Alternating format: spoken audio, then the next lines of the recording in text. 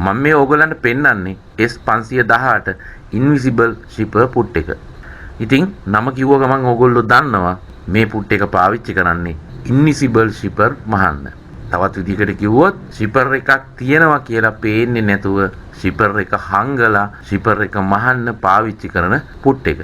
මේ S518 කියන put එක බොහෝ වෙලාවට අපිට වෙළඳපොලේදී හම්බෙන්නේ යකඩ පුට් එකක් විදිහට. කලාතුරකින් ටෙප්ලෝන් හෝ ප්ලාස්ටික් වලින් හදපු පුට් එකක් දකින්නත් පුළුවන්. මං දැන් මේ ඔයගලන්ට පෙන්වන පුට් එක හයි කරන්න පුළුවන් සිංගල් නීඩල් හයි ස්පීඩ් මැෂින් වලට විතරයි. ඉන්විසිබල් ෂිපර් පුට් තියෙනවා පෝටබල් මැෂින් වලටත් හයි කරන්න පුළුවන් ඒවා.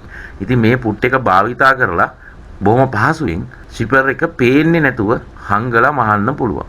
දැන් සමහරක් වෙලාවට මේ ඉන්විසිබල් ෂිපර් පුට් එක නැති අය ඕගොල්ලෝ ගාව තියෙන වන් සයිඩ් පුට් එකක් හරි නැත්නම් නෝමල් පුට් එක හරි පාවිච්චි කරලා අපහසු වෙන්නේ ඉන්විසිබල් විදියට ෂිපර් එක මහන්නේ. නමුත් මේ පුට් එක පාවිච්චි කරලා ඕගොල්ලෝ ඇඳුමට අල්ලන ෂිපර් එක පේන්නේ නැති වෙන්න මහන්න පුළුවන් ඉතාමත් පහසුවෙන්.